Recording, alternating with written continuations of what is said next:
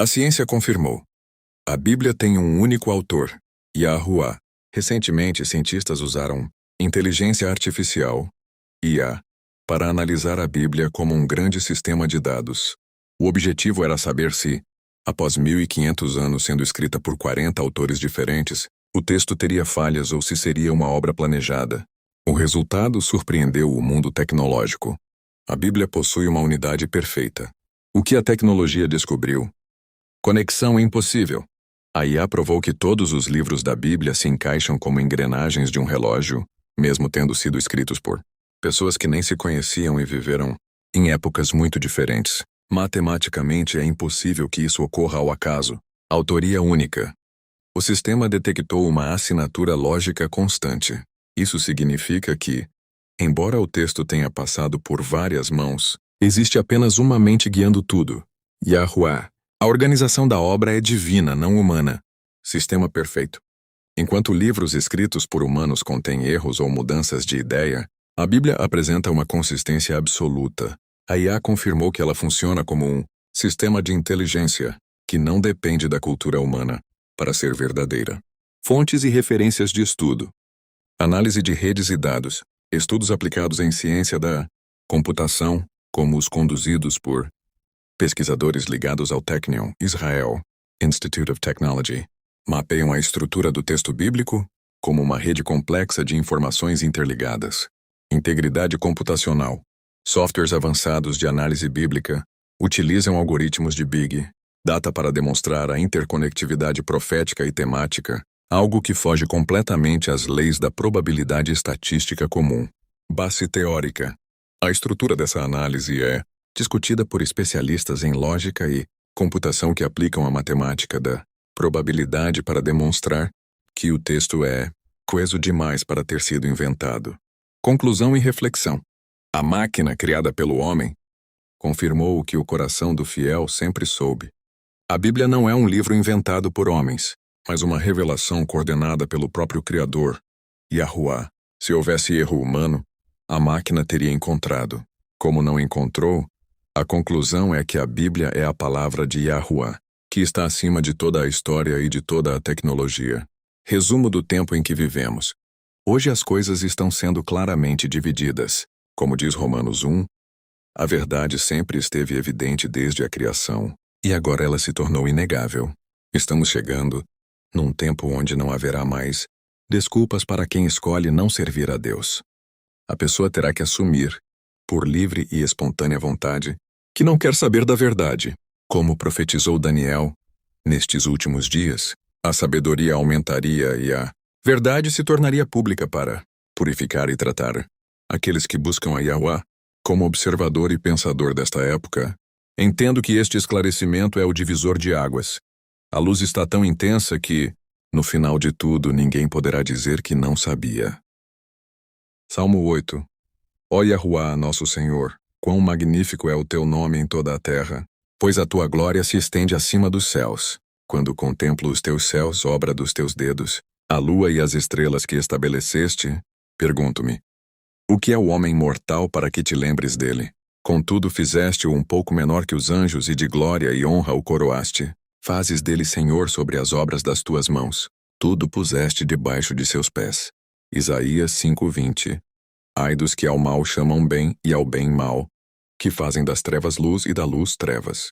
Muitos lutam pelo campo de terra e por bens que se perdem. Mas a grande batalha, a que realmente importa, não é aqui fora, é dentro. O mal investe pesado para conquistar a mente humana, porque sabe que se distorcer o que é real, se transformar a verdade em mentira, eles vencem. Tentam trocar o concreto pelo ilusório, a pedra pelo algodão, para que a mente humana perca a sua base. Mas as coisas de Deus, essas não mudam. Elas permanecem imutáveis como sempre foram. Não deixe sua mente ser o campo de batalha deles. Mantenha-a firme naquilo que é real e verdadeiro. 2 Pedro 3:9 diz que o Senhor não é tardio, mas é paciente, não querendo que ninguém se perca, mas que todos venham ao arrependimento. Muita gente acha que os mandamentos de Deus são regras feitas para ele, mas não é nada disso. Deus não fez a lei para ele, ele fez para a gente. É como uma cerca de proteção para a nossa vida. Pega o exemplo do adultério. A pessoa acha que Deus proíbe por capricho. Mas olha o estrago que isso faz. O adultério desfaz famílias, joga o filho na rua e entrega a criança para o vício. Vocês lembram da Aline? Cresceu aqui no nosso bairro. A mãe sofria demais com os vícios. E a Aline, desde pequena, viu o que o pecado destrói. Hoje, ela não está mais aqui. Está na cidade, vivendo uma vida muito difícil, escrava das drogas, colhendo o que a desordem desse mundo plantou na vida dela. Isso prova que o mandamento não é para Deus. É para salvar a Aline, para proteger a criança, para que a humanidade viva em paz. Tem muita gente que acha que está lucrando, fazendo negócios que parecem vantagem, mas esse lucro é sujo porque ele destrói a vida de gente simples e vulnerável. O erro de muitos é achar que o mundo é só o que está fora das paredes de um templo religioso. Não é nada disso. O mundo, na verdade, é essa dinâmica do inferno que se incorpora nas pessoas, gerando atitudes destrutivas em quem não tem o coração trabalhado pelo Espírito Santo. Essas barreiras que o mal usa não são físicas. Elas estão dentro de cada um. O único jeito de vencer essa sujeira, que está aí fora, é através de uma mente transformada. Porque Deus criou a humanidade para viver bem, na ordem, longe dessa destruição que a gente vê hoje em cada esquina. O grande problema das pessoas hoje é que a mente está avoada, dispersa em um labirinto de distrações. O perigo real não é apenas a tela, é o que o homem carrega dentro de si. O egocentrismo, a ganância e a competição. A humanidade inverteu os valores. Eu vejo isso todo dia limpando piscinas. Vejo mães tratando o filho do patrão com todo o mimo. Aquele olha o aviãozinho. Mas a gente se pergunta, será que em casa esse mesmo carinho existe para o próprio filho? O respeito hoje é medido pelo medo.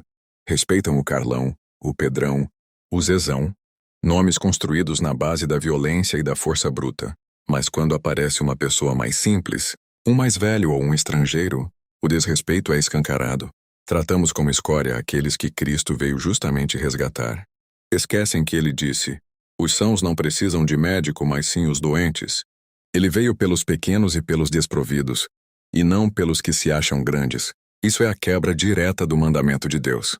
Vivemos o que diz Lucas 21:34. Corações sobrecarregados com a glutonaria, com a bebedice e com as distrações desta vida. A pessoa se perde em invejas e numa obsessão pelo próprio umbigo, tratando a lei de Deus como um peso. Mas a verdade é simples. Onde estiver o teu tesouro, aí estará também o teu coração. Mateus 6:21. Enquanto o homem estiver focado na vaidade e na força bruta, ele será presa fácil dessa destruição. A verdadeira sabedoria não está em ser temido, mas em manter o coração guardado no Senhor. Porque a justiça de Deus não olha para a força de um homem, mas para a retidão da sua alma. No meio de todo esse caos, o que os religiosos estão fazendo? Estão perdendo tempo com disputas fúteis. Brigam por barba, cabelo, sapato, paletó, gravata ou por quem usa isso ou aquilo. Focam em performance, em dízimo e em divisões partidárias, esquecendo que o maior mandamento é amar a Deus sobre todas as coisas e ao próximo como a si mesmo. O sistema mudou a fachada. Colocou uma capa de igreja, mas os frutos continuam sendo de CNPJ e não do Espírito. Olhe para a parábola do bom samaritano, em Lucas 10:30-37. Ali não havia rótulo religioso. Não era sobre ser de uma denominação ou de outra. Era sobre ser semelhante. O mandamento foi dado para ser cumprido com o próximo. Aquele que está na sua frente, seja ele quem for. Se Cristo nos mandou amar até os inimigos, o que dizer então do nosso semelhante? Como diz em 1 João 4:8, quem não ama não conhece a Deus, pois Deus é amor. E Gálatas 5:22 nos ensina que o primeiro fruto do Espírito Santo no coração do homem é, justamente, o amor. Enquanto a religião se preocupa com a aparência externa, o que realmente deveria importar é o que brota lá de dentro, pelo Espírito. De que adianta a performance pública se não há o amor latente que socorre o caído? A carne só mudou de cenário. Trocou a rua pelo banco da igreja, mas o ego continua o mesmo. Precisamos parar de olhar para a etiqueta da roupa ou para a placa da igreja e voltar para o mandamento puro, porque no fim, Deus não vai nos julgar pela nossa denominação, mas pela nossa capacidade de, como o samaritano, enxergar o próximo como o nosso próprio irmão.